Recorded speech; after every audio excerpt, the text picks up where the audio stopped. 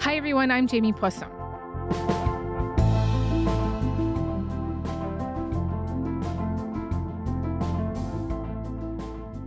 So late last week, the White House released its national security strategy.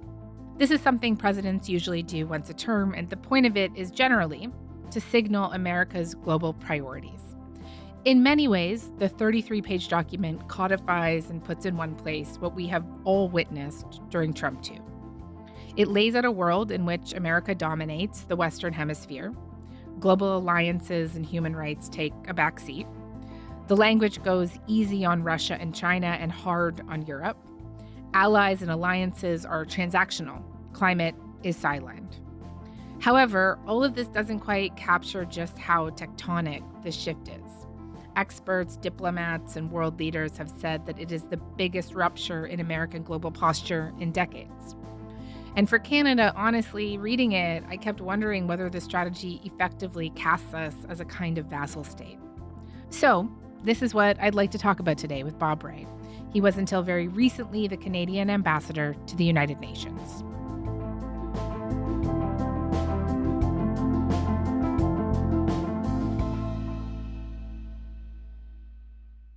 Mr. Rae, thank you so much for coming onto Front Burner. It's a real pleasure to have you. Thank you very much, Jamie. Good to be with you. It's a pleasure. I'd be curious to hear if there was anything in this strategy that actually surprised you, or did it just confirm what we already know from this administration? I think it's much more of a confirmation than a surprise. Um, I really think that anybody who's surprised by what they read in this document has not been paying attention over the last 6 months, 8 months. The fact is that we've been living in unprecedented times, and I think for a lot of people that's been very hard to admit. But this document, I think, represents a confirmation of a desired direction. I mean, let's not forget that lots of people can have strategies. Whether those strategies actually play out depends on what everybody else does. So I think to some extent we would make a mistake if we say, "Oh no, this is the state of the world. We're done for." I don't read it that way at all. It's as much of a wish list as it is a strategy, which is what makes it so weird, because it's a document that doesn't take anybody else's point of view into account. Yeah. And actually, if you're presenting a document that reflects a kind of balanced thinking about how things should work out, this isn't it. This is more, like I said, this is what we'd really like to see in the world. And you say, well, yeah, but that's not the way it's going to be. So I don't think people should lose hope as a result of this document. But I think it certainly is the direction that the Trump administration and the president himself, based on his opening letter, what he would like to do. And I want to get into some of that with you today, how the world might and could respond here, particularly Canada. But first, the strategy really does recast the Western Hemisphere as this place where the U.S. must dominate and outside powers must be pushed out, right? It claims to be the Trump corollary of the Monroe Doctrine, which was the policy playbook that aimed to keep Europe out of the Western Hemisphere, and then later a tool for U.S. intervention in Latin America. And do you see this as a Monroe Doctrine 2.0 type of document? Well, let's remember the Monroe Doctrine was declared over 200 years ago. So a lot has happened in the last 200 years. Yeah. And I think it's important to stress that. I mean, countries like Brazil, Mexico, all of Latin America, the Caribbean, have become independent and have become self-governing nations since the Monroe Doctrine was perpetrated. And the Monroe Doctrine was basically directed at Europe, particularly at Spain, saying, it's time for you to go home. We're living in a very different world, and it isn't possible for the United States to tell every other country in the hemisphere what it's going to do. If you read the document literally, it basically means nobody from any other sphere of influence, whether it's Europe or Asia or wherever, can come and play a role in the economies of the countries of the Western Hemisphere. And the only show on the block should be the United States. Well, as I said before, that's an expression of desire. Let's pretend that the last 200 years have not happened and that the United States is the only game in town right across the Americas. But the reality of life is that's not true. That's not the case. And saying it doesn't make it, wishing it doesn't make it. And so that's where I think we have to constantly be doing a reality check about what these aspirations really mean. So I would sort of just say to the document, I'd say, well, get with the program here. What exactly are you saying? But I mean, we are seeing these tangible, concrete moves, right? We're seeing this administration ramp up military presence in the Caribbean. They're labeling the president of Venezuela a narco-terrorist. They seized an oil tanker off the coast of Venezuela. We've just seized a tanker, large tanker, very large. Largest one ever seized, actually. And other things are happening.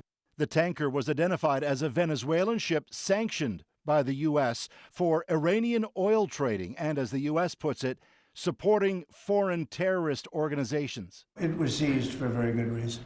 How does that fit into this strategy that they put on paper here, where they see themselves as, the only shop in town in the Western Hemisphere? Well, I mean, yes, you're describing what American policy is at the present time under the Trump administration. In the first few months of the administration, as a long-term strategy, we'll see how that goes in terms of how tenable it is. Having said that, I do think that one of the things about the document that actually makes sense is that it's important to pay attention to the areas and the regions that are closest to us and to figure out what we're going to do to stabilize the region. And that doesn't lead me to say that the things that they're doing are necessarily going to produce that result. And the other thing, I think many people have commented on it, the other thing that's really remarkable about the document, not in a good way, is that words like democracy, human rights, the rule of law, and in particular international law, ever appear in the document. So this is a document whose sort of intellectual foundations take us back to probably before the First World War. I mean, this is an administration that's full of impulse in every way. And it's important to distinguish between what's impulsive and what's consequential. It's very well to say, I really want to do this, or I really want to get at that problem right away. I want it to happen now. Those are all kind of impulsive statements. If you don't get out of my backyard, I'm going to hit you. But at some point, you then have to say, well, what are the consequences of that? How does that get sustained over time? I mean, this is the other part of it that I think is problematic. Is if everything is a transaction, then nothing is about relationships, and that I think is a weakness in the document and a weakness in the whole strategy. Is that not everything in life is a deal. Not everything is a transaction. Family life isn't just a transaction. I mean, lots of aspects of what we think about are moral are not about transactions. They're about relationships.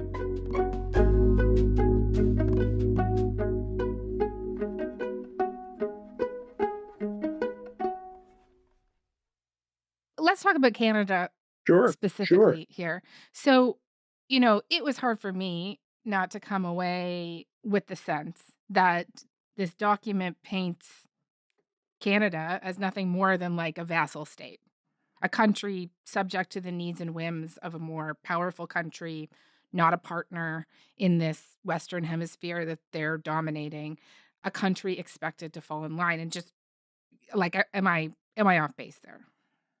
I don't think you're off base. Well, I think you're a little off base, but I don't think you're going to get picked off too quickly. To use a baseball analogy, since we've been watching so much baseball the last few months. I think it's overstating things a bit.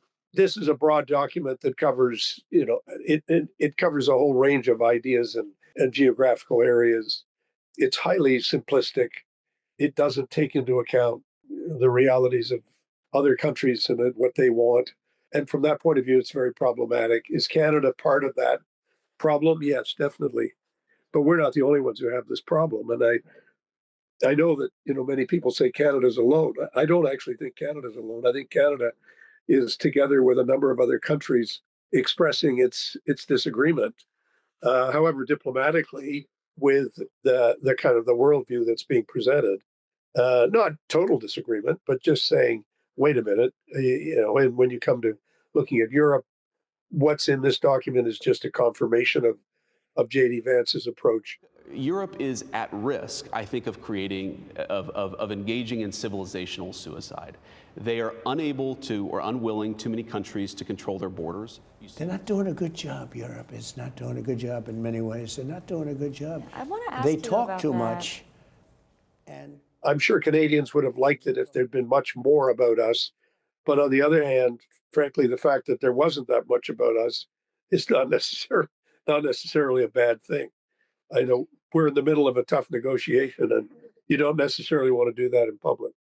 Fair. I mean, certainly who you didn't want to be in this document, I think, is Europe, which I want to get into a little bit more with you in a minute. But just like on the Canada front, the one example where we are specifically named, right?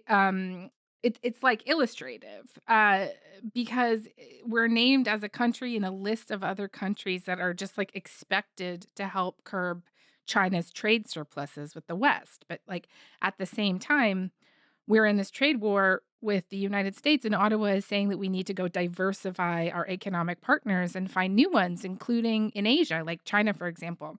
But this strategy from the U.S. is essentially saying, don't do that. We need to get China out of the Western Hemisphere. And so how boxed in does this leave Canada economically and diplomatically?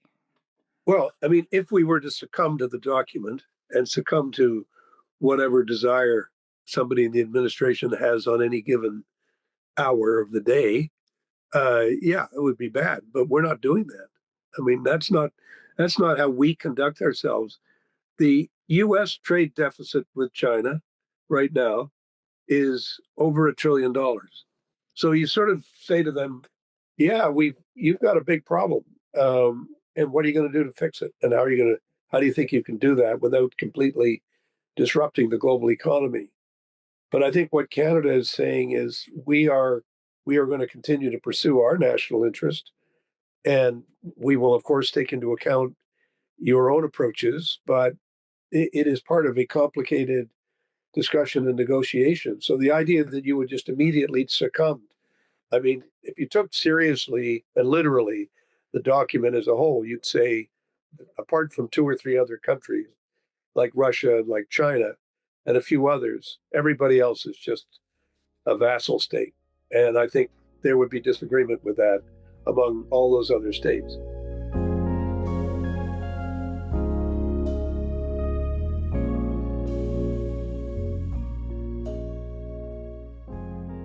I know you've been kind of pulling on this thread throughout this conversation, but like just directly, why not take this document more literally? Because what this administration has taught us in the last year is that we should generally believe what they say, and the vibe of this document and what we hear from these guys often is like, if you don't fall in line, there will be consequences, right? And they are the much bigger player here. Yeah, I mean, I think I've said it's a confirmation of what America would like to have happen. And they've been saying all these things for the last several months. And that doesn't mean that everybody else just automatically falls in line. And that includes Canada. Do you worry about consequences, though? We all worry about consequences. We're in a very difficult moment in the life of the world because we have a number of countries that are becoming less democratic, more autocratic. We have Russia and China trying to flex their muscles. Russia very aggressively and brutally in Ukraine. We have lots of violence taking place in Africa. We have serious problems with displacement, with people being forced to move out of where they are. We have lots of issues in the world that are very, very difficult and dangerous.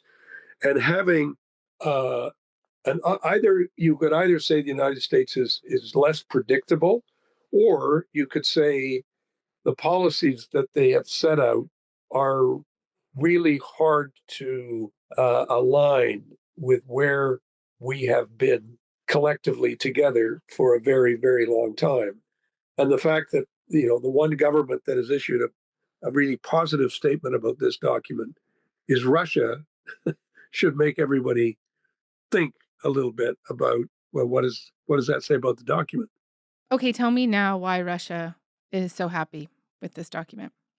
Because basically it's a signal to Russia that we're not condemning your aggression, and we're not going to do more to stop it. The strategy said the administration would be cultivating resistance to Europe's current trajectory within European nations, as Donald Trump seeks an end to the Ukraine war that would likely favor Russia gaining territory. The strategy accused Europeans of weakness and said Washington should focus on ending the perception and preventing the reality of NATO as a perpetually expanding alliance. But that, I think, is very clear from what the president has been doing over the last several months, and particularly in the last several weeks. So I don't think I don't think it should be this is a shocking statement. You say, well, every day you see this. If Ukraine is going to survive, it's going to take an immense effort from Europe, from Canada, and even more than we're doing now. It's going to take more, and we're not going to get the same assistance from the U.S. that we've had before. You mentioned before how the document talks about Europe and how it's like a continuation of this speech that Vice President J.D. Vance gave back in the spring, where instead of focusing on Russia's invasion of Ukraine, he talked about how Europe's greatest threat comes from within. The threat that I worry the most about vis-a-vis Europe is not Russia, it's not China, it's not any other external actor. And what I worry about is the threat from within, the retreat of Europe from some of its most fundamental values shared with the United States of America. From free speech restrictions and immigration, for example. The strategy talks about Europe's civilizational decline. I wonder if you could just talk to me a little bit more about why this focus and rebuke of Europe. Well, I'm going to be a little bit provocative and say I have to say that I think race has something to do with it, because what Vance had said in his speech in Munich was this so-called civilizational decline, and the parties that they're supporting, the AfD and the parties in France and the UK, these are parties that are opposed to migration into their own countries and that are very uncomfortable with the level of multiculturalism and multiracialism that now exists in their countries.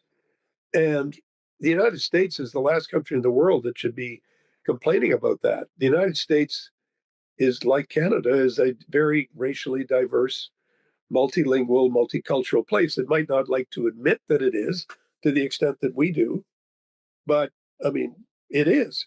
So if somebody says this is about European civilization, what exactly are you talking about? Are you talking about the fact that, it was mainly made up of white people before? Is that what you're talking about?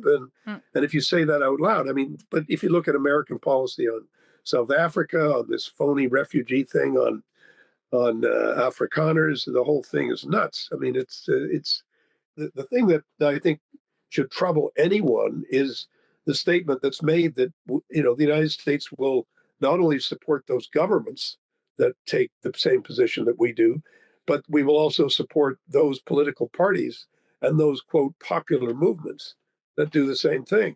Mm-hmm. Well, and then they say, but of course we believe in non-intervention. And you say, well, not exactly, because you're now going to be sending across the airwaves and through banks and everything else, I suppose, support for those political parties that actually oppose the governments that you pretend you're friends of, and that is very problematic. By the way, it's problematic for Canada as well. I think everybody needs to be concerned about that.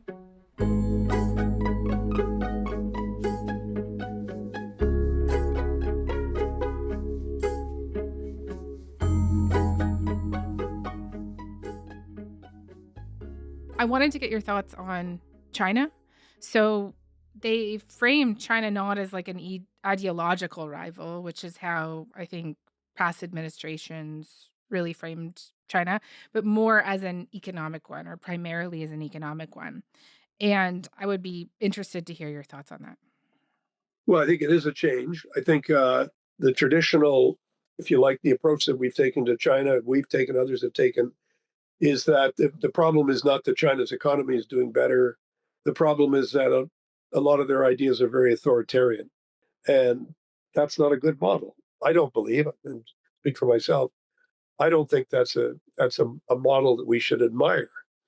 But at the same time, we all recognize that China is an extraordinary story of economic transformation that's taken place since about 1980.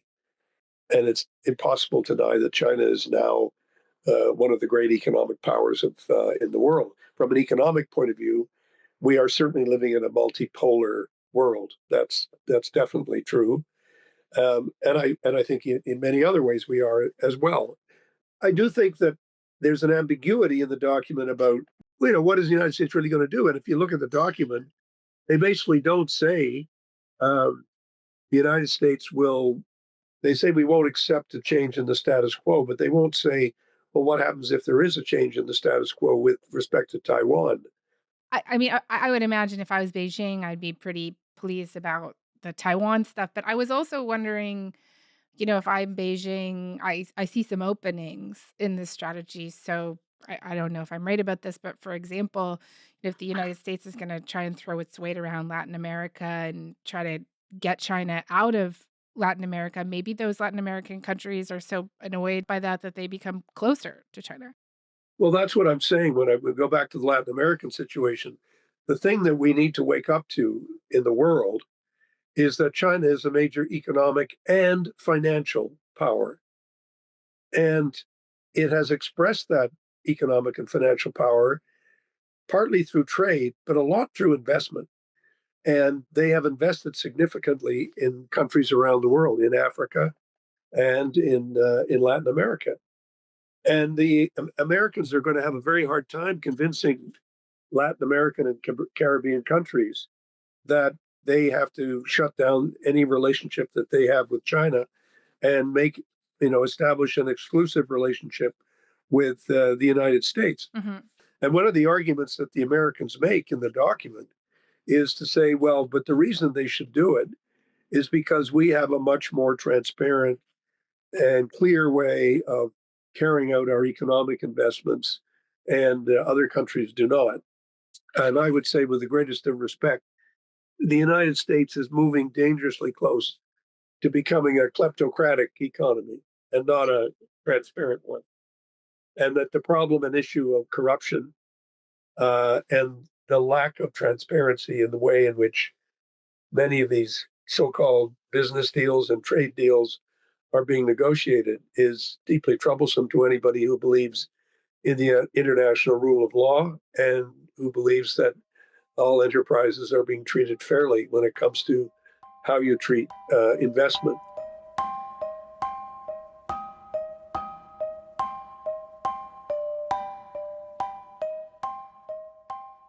Given everything that we've talked about today, and given how this kind of strategy is now outlined in this document, do you think that Mark Carney should be doing anything differently than what he's doing right now, just to return to Canada?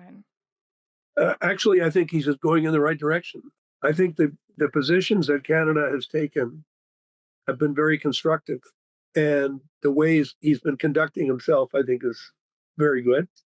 The challenge is that we, as a country, we're going to have to spend a lot of time really figuring out how to walk and chew gum at the same time. We have a lot of domestic challenges, and we have a lot of challenges on the global front. And I think the Prime Minister has recognized that.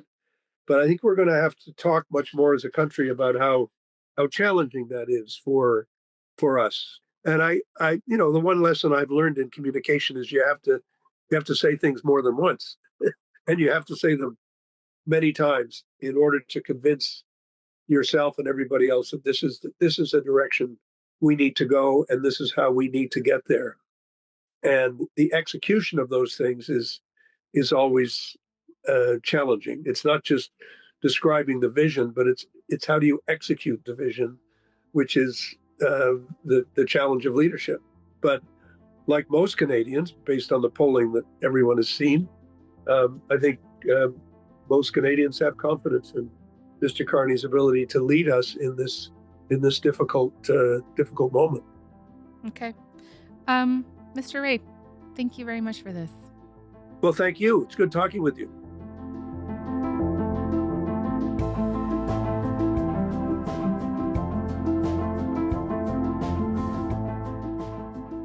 All right, that is all for today. Front Burner was produced this week by Shannon Higgins, Matthew Amha, Lauren Donnelly, Joytha Shengupta, Matt Muse, Kevin Sexton, Mackenzie Cameron, and Deb Modi. Our YouTube producer is John Lee. Our music is by Joseph Shabison. Our senior producer is Elaine Chow. Our executive producer is Nick McCabe-Locos, and I'm Jamie Poisson. Thanks so much for listening.